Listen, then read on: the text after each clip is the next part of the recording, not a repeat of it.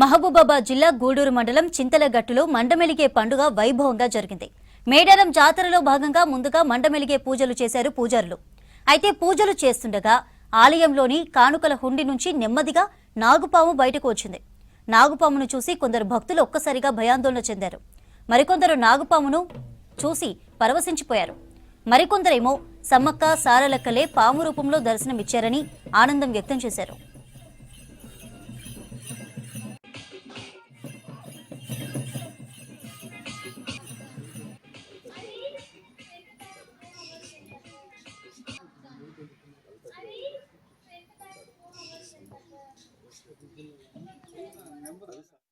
దయచేసి ప్రభుత్వాలు ఎన్ని ప్రభుత్వాలు వచ్చినా ఏం చేయలేదు. ఇప్పుడు రేవంత్ రెడ్డి గారి ప్రభుత్వం వచ్చిన తర్వాత మా మంత్రి సీతక్క గారు చాలా 4 నెలల నుండి ఎంబడగలగడం వల్ల ఐటీడీ నుంచి వెళ్ళి కొన్ని నిధులు పంపించారు.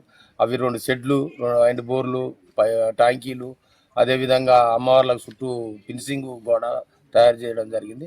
పెద్ద సమస్య ఏంటంటే ఇక్కడ ఉన్న భక్తులకి 9 నుంచి 10 లక్షల మధ్యలో వస్తారు కనుక నైటు కరెంటుకు చాలా ఇబ్బంది. మేము ఇన్ని సంవత్సరాల నుండి జనరేటర్లు పెట్టుకొని నైటు అంతా ఎదురు చూసుకుంటూ మా సంప్రదాయ ప్రకారం జాతర జరుపుకోవడం జరిగింది. చాలా ఇబ్బందికరంగా ఉన్నాయి. సీతక్క గారు దయచేసి ఎట్లా చేసైనా మాకు కరెంటు స్వచ్ఛతగా చేసి కరెంటును ఆదుకోవాలని, జాతర దగ్గరలో ఉన్నది, దయచేసి ప్రభుత్వాలు చాలా స్పందించాలని మా ఎంపీ గారిని, ఎమ్మెల్యే గారిని, అదేవిధంగా మంత్రి గారిని మా జాతర కమిటీ తరఫున స్వాగతం పలుకుంటూ అదేవిధంగా మాకు స్వచ్ఛత కావాలని స్వాగతం తెలుపుకుంటున్నాం. 28న సారలమ్మ మట్టవాడి నుంచి, పగిడిద్దరాజు జగనాయకుల గుడి నుంచి, గోవిందరాజు కుమరంభీం గుడి నుంచి, నాగులమ్మ గోపాలపురం నుంచి, జంపన్న గొరిమిల్ల నుంచి రావడం జరుగుతుంది. మరి 29వ తారీఖున సమ్మక్క సూర్యునిగుట్ట నుంచి గద్దెకి ప్రతిష్టాపన చేస్తాం.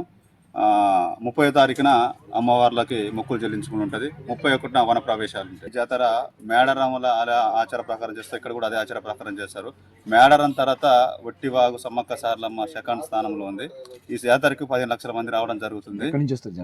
ఈ జాతరకు ఖమ్మం, నల్లగొండ, ఉమ్మడి వరంగల్ జిల్లా నుంచి జాతర రావడం జరుగుతుంది.